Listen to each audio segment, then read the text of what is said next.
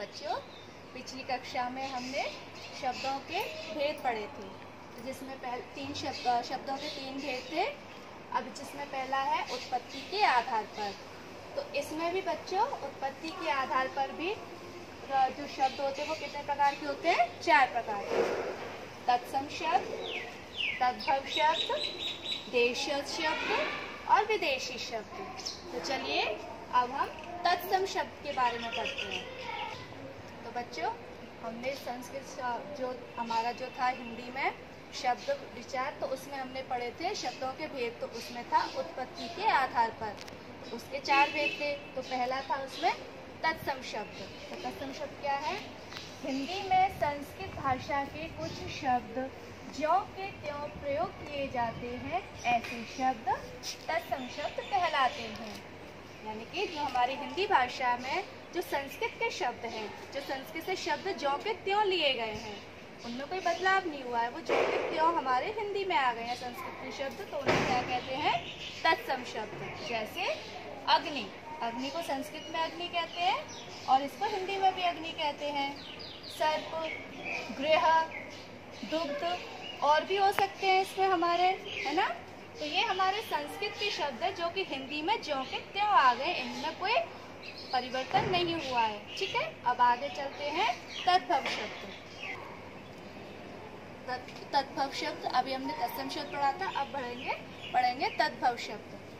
जब संस्कृत के शब्द कुछ बदलाव के साथ प्रयोग किए जाते हैं, ऐसे शब्द तद्भव शब्द कहलाते हैं। यानी कि हमारे जो संस्कृत के शब्द थे उनमें थोड़े से बदलाव के साथ उनको हम तद्भव शब्द में लिखते हैं। जैसे आग, दूध, सांप, घर आदि, ये हमारे तद्भव के जो तद्भव शब्द हैं उसके उदाहरण है। ये हमारे ये शब्द तत्सम भाषा के बदले, संस्कृत भाषा के बदले हुए रूप हैं। अब हम तत्सम और तद्भव शब्द पढ़ेंगे।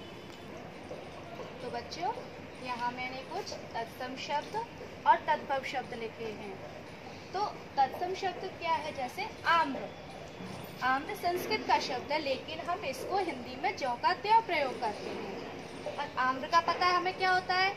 आम होता है। तो आम्र का तद्भव शब्द क्या हो जाएगा? आम। ठीक है।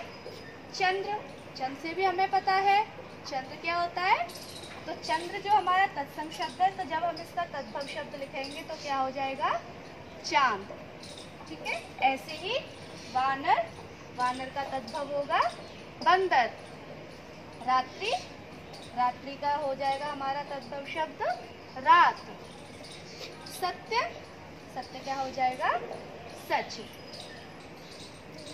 तो बच्चों, आपका गृह कार्य है कि आपको तत्सम और तद्भव शब्द की परिभाषा लिखनी है, और यहाँ पर कुछ तत्सम शब्द दिए गए हैं जिनको आपको तद्भव में बदलना है। अब आगे के जो हमारे शब्दों के भेद थे वो हम आगे की कक्षा में पढ़ेंगे। ठीक है।